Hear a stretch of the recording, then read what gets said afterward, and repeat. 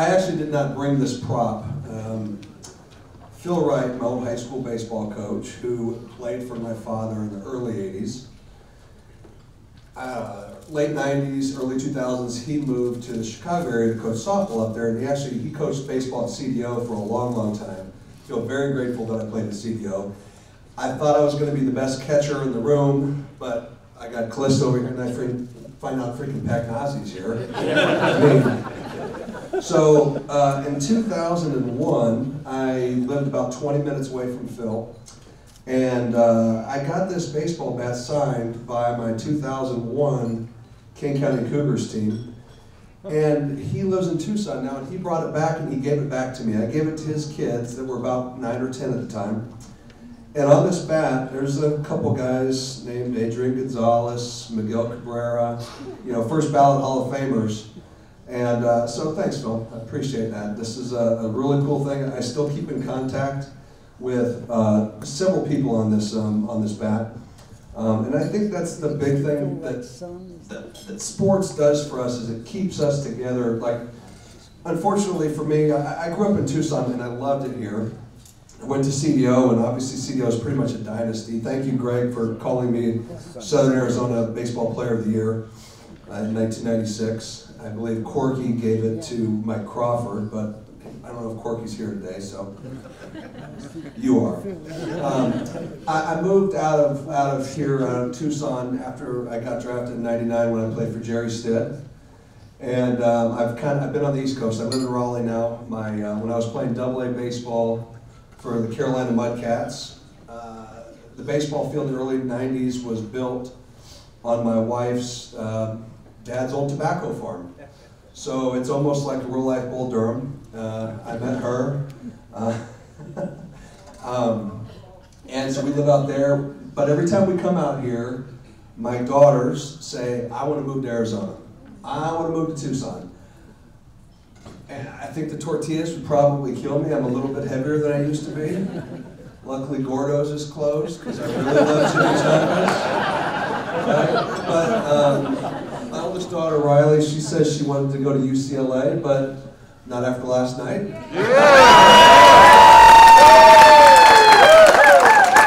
So I didn't know much about the Hall of Fame. I knew my dad was in it, so I wonder how I got here. But literally just a couple days ago, because I've lived 2,000 miles away, I just haven't kept up with it. I've emailed Greg a few times over the years, just to stay in touch with him, but I started looking the other day at all the people that are on the Hall of Fame, or in the Hall of Fame, and I started thinking, oh my gosh, I know him, I know him, I know him. I grew up with my dad being a coach at Floyd Wells.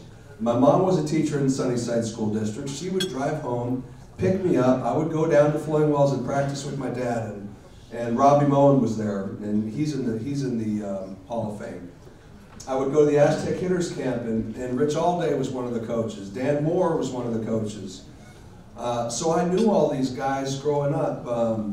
I remember going to watch Jason Hockamy pitch in high school for Gary Graybosch, was the coach at Rincon, when I was probably 12 or 13 years old, because my dad wanted to recruit Jason to go play at Pima.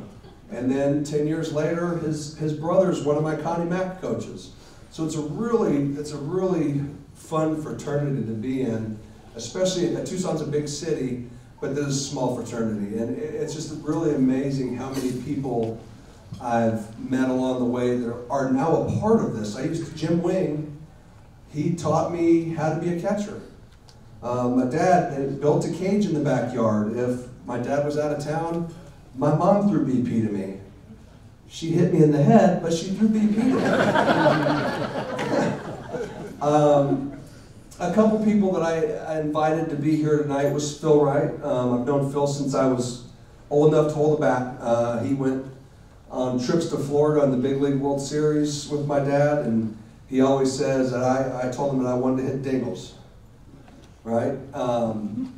Jim Anders was a wrestling coach of mine, and Jim's a big man. He's still a big man, but when I was 189 pounds when I was wrestling in high school, and I would jump on him, and another guy would jump on him, and another guy would jump on him, and we'd say, we got you.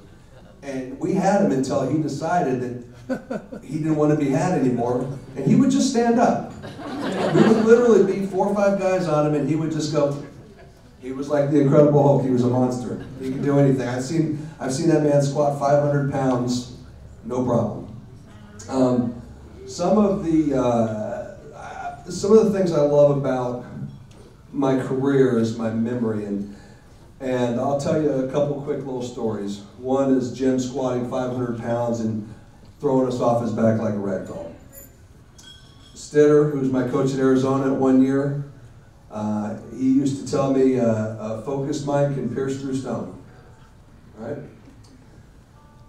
I was back, I can't remember if I was at Pima or U of A or playing pro baseball, but I went back to CDO to hit in January, and Chris Duncan's hitting. And he is just launching them. Home run after home run after home run. And Phil's like, Chris, hit a freaking ball to left field, dude. Yeah. And Chris comes to me afterwards, and Chris is 6'6", was 6'6". And Chris became a really good friend of mine, although Shelley was a little closer in age to me. Chris goes, well, I'm just going to try to hit home runs in the game. I might as well practice it. I think that I came up with my baseball career, I came up right in the middle of try to hit as many home runs as you could, and that wasn't me. But I could hit 300. I hit 300 after I met my wife, Leah, who came out here. I think I should have come up in the 70s. I think a 300 switch hitting catcher could have played for a really, really long time. But 9 years is pretty good. A man told me, Matt Trainer is his name, he was a catcher, and he married Misty May, if you guys remember, one of the beach volleyball players. Matt told me in the summer of 2000, don't let him release you for anything other than lack of baseball ability. So I like to think that I played as long as I could until 30 teams said, you're not good enough anymore. I beg to differ. I think I could have played a few years more, but there was 30 teams that said I couldn't. So I never got released because I was stupid. I just got released because I was 30 and I was too old. There's not very many people that play past 30 years old in professional sports. There's a couple and their names are like Alex Rodriguez and Derek Jeter, and not Dennis Anderson. So, but I do feel fortunate. CDO, what a dynasty we had for really 20 years. I think at one point there was 14 people from CDO playing professional baseball at the same time. Most of them are already on this list. The Duncan brothers, Kinsler, Brian Anderson, no relation. Colin Porter, Jason Stanford. Most of you guys don't know this. Jason Stanford pitched in the big leagues for 3 or 4 years with the Indians. He was on the JV team as a junior. He did not make the varsity team as a junior in high school. You could probably thank Phil Wright for that. But here it was. I was a sophomore. I've got boys, I coach a 15, 16-year-old travel team, and they're all talking about playing varsity baseball as a freshman. They'd have been lucky to make our 8th grade team as a freshman. That's how good CDO was in baseball and softball.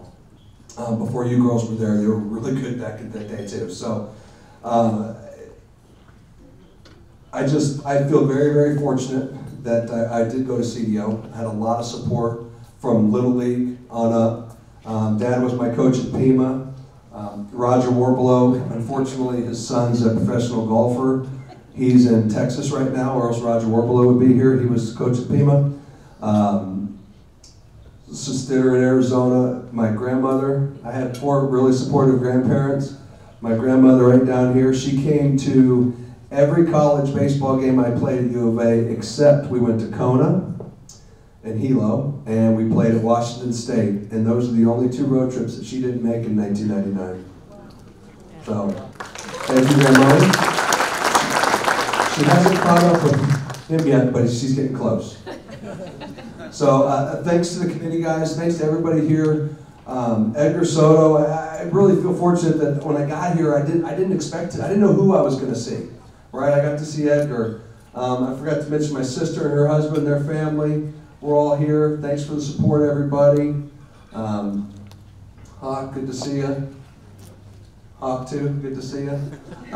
Thank you guys. Thank you, everybody. I really appreciate it.